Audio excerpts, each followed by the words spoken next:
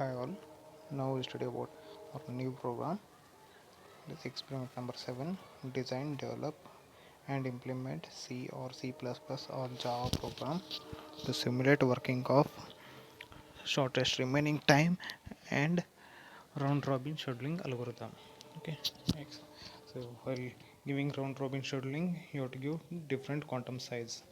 Okay, so that is the problem statement. Now here, so before going for actual program, just we'll glance it. We already studied these two algorithms in operating system. Okay, so here round robin is nothing but, so we will be having some n number of processes. Each process will be allocated with some quantum time, okay, or quantum size. Suppose consider as 2 milliseconds.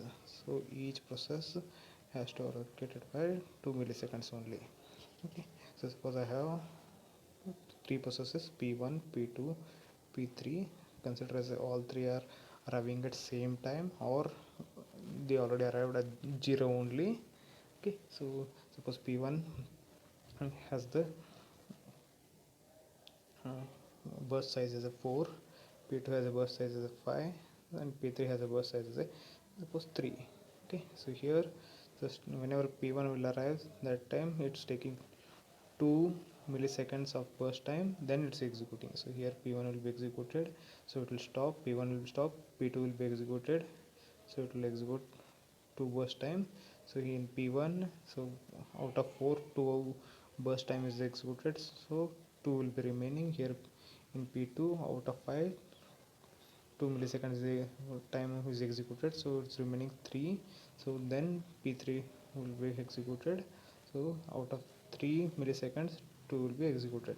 So like that, one by one again we started, that is p1, p2, p3.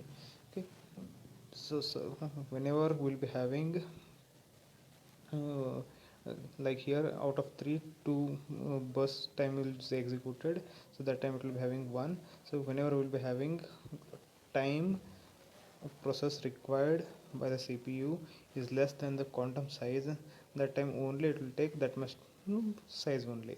Okay, it will not take complete quantum size, it will run only for that time, that is only p3 1 millisecond it will run it, then it will immediately go for the next process. So this is a round robin. So here all processes one by one are executing, okay, so in a circular way. Okay, so it's a round robin, and each process is taking only the total quantum size we have mentioned here. Okay, depending on that it's running it. So here we are considering all processes are of same priority and we are running off one by one. Okay, and second one is shortest remaining time. Okay, so in this shortest remaining time, so whatever process is arriving, depending on that, if at time t, suppose I have more than one processes, so whichever process requires less burst time, that will be executed. That is, whichever process requires less CPU utilization, that will be executed first, then it will go for a remaining. Suppose p1 has a 3 burst time and p2 has a 4 burst time, and p1 is arriving at 2 2 and p2 is arriving at 0. Okay, so here p2 is arrived, so it started, so 0 to 2 bytes, sorry, 0 to 2 millisecond it will run it. So if you saw here 2 at 2 p1 is arrived, and what about p2? So out of 4, 2 millisecond it's executed, so it's remaining 2. So here p1 requires 3 milliseconds of time to complete, and p2 requires 2 milliseconds of time to complete it. So whichever has the least is there now, that will be executed again. So that is a p2 only, so again p2 will be continued. So that is for 2 more milliseconds. So at 4 it will get over, so then p1 will be executed. Okay, so like this, whenever we will be having smallest burst time, that process will get the CPU first. So that is nothing but we are saying is a shortest remaining time. So whichever has least remaining time, that will be executed first. Okay, so now we'll go for a program. So here in this program we are using one structure. Okay, that structure is nothing but we are saying is a process. For a process related, whatever ID, then when it is arrived, what is the burst time, remaining time, waiting time, when it will finish it, that is, and it's the status that is finished or not, whether it is true or false, we'll maintain it. Then turnaround time. Okay, so like this we're maintaining it. This is we required in shortest remaining time. Okay, that is we are saying as a SRTF. Okay, in that we require this one. And so these are the functions we are creating it, so that is we are declaring it. So it is check process, next process, round robin, and shortest remaining time. Okay, so here what all those things one by one detail we'll study it. So here in a infinite loop, so what we are doing is we are asking user to enter the cases, that is nothing but his choice. So if you entered 1 means round robin scheduling algorithm will perform. If you enter 2, shortest remaining. If you enter 3 means will come out of the loop. Okay, so here, so first one, round robin. So whenever we are taking round robin, we are asking user to enter how many number of processes are there. Then each process burst time we are taking it. So those burst time were stored, and same burst time again we are storing in one more variable. Okay, that is st. So what is that? We'll study it. Okay, so here then we are calling the round robin time. Okay, so this function we are calling it, so that is we are passing as a number of processes, then quantum size. Okay, qt or tq, that is quantum size, we are passing it. Then st and bt, that is nothing but burst time of each process. So both array will be initially same, that we are passing it. Okay, so here now we'll check it, round robin function. Okay, so in this function, in an infinite loop, we're performing something. So what we're doing is, so here we're checking, so that is here est, it contains how much time that process still has to execute it. Okay, so in a for loop, what we're doing is I equal to 0, count equal to 0, that is nothing but count. What we are maintaining is nothing but how many processes are over. Okay, so that we are maintaining it. So whenever it will reach all n, whatever value we got it, so that time we are coming out of this while loop. So here then just what we are doing is just we are checking for here st, that is nothing but the particular process how much time still it has to execute. If it is equal to 0 means count we are incrementing and we are going for next process. If it is not equal to 0 means what we are doing is, so is that whatever remaining time is there for that particular process, is it greater than quantum time or not, we are checking it. Okay, so here if it is greater than quantum time, it means what we have to do, whatever process is required, suppose that process has 4 burst time is required and quantum time is 2. So 4 is greater than 2, we will check it. If it is true means the system after this iteration it requires 2 less burst time, that is nothing but 4 minus 2 we have to do, it will come as a 2. So that we have to perform it for that purpose. So whenever it is true we are doing that one, that is previous st is equal to st minus tq. Then if it is not there means, and you will check that is it st is greater than 0 or not. So if it is less than quantum time and in between above 0 and less than quantum time, if it is the case, what we will do is just what we are doing completely quantum time, whatever completely whatever remaining time is there, that we are executing it. Okay, then same thing we are incrementing in one variable. Okay, that is total average whatever we required for the all the processes that were keeping it. Okay, we'll increment it. So like this while loop will get over. So end of this while loop, so here we're calculating the waiting time, average waiting time, and turnaround time, we're calculating it. So this formula already you know, that is waiting time is equal to turnaround time minus burst time. So burst time we have turnaround time while calculating this one when it is getting over. So one by one we're adding it here. This is turnaround time for one process. Okay, so like that, so it will be there. So end of this for loop we are calculating the average, then we are displaying it. Okay, so this is overall whatever result we required for round robin we are displaying here. Okay, so now we'll go for next one, that is shortest remaining time. So here in this switch case we are asking for user to enter the number of processes. So here in shortest remaining time, so it will come here.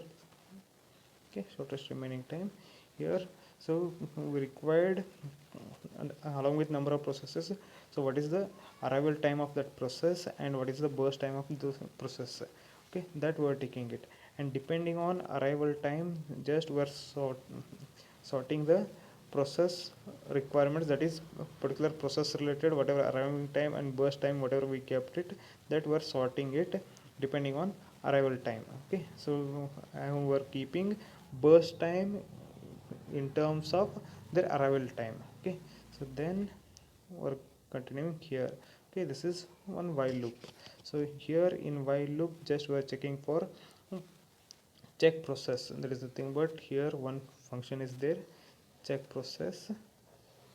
Okay, so here in this one what we are doing is, so process is it remaining or not, any process is still is remaining or not, we are checking it.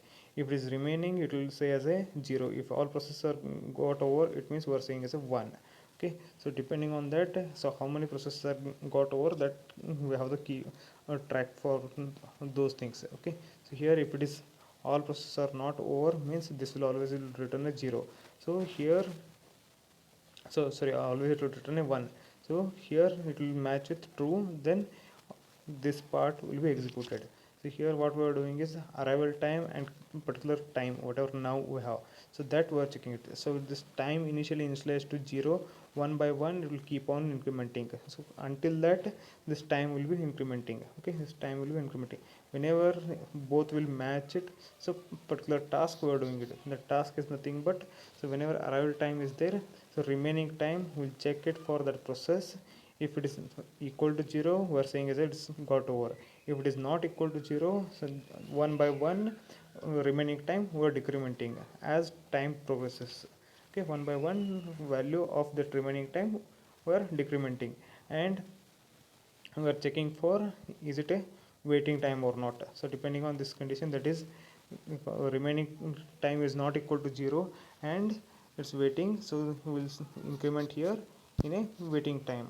And this if it is not true, so this part if it is not true, so we are saying as a this process is over. Okay, that is process status is over. So then we are going to check for next process, so which process you have to execute it. So here this is a function, so next process, so depending on which what is the remaining time, shortest remaining time is there, for that value it will return it here. Okay, so depending on that we are getting here value, so which process you have to execute it, because there may chance that here same arrival time will be there and burst time will be different. So which process among that you have to execute, you have to check it. For that we have this function. So in this function, just depending on how much time which is the which process has the least time, that it's returning it, that index it's returning, that index will take it and will go ahead. Okay, so here next, so at the end of that loop we will be getting the status of all the processes, that is it, average time will get it, burst time will get it, and arrival time already taken from the user, and finish time will get it.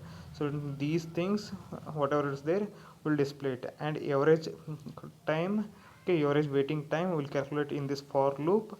Okay, so then will display here. Okay, so let's see the output. So here first we are asking to enter user his choice, suppose he entered as a 1, that is round robin. So then okay, we're asking him to enter number of processes, so that is number of processes 3, then burst time we are entering, that is suppose 4, 5 and 3 you entered, and quantum time we took it as a 2. So this is whichever process is executing, that we are writing it.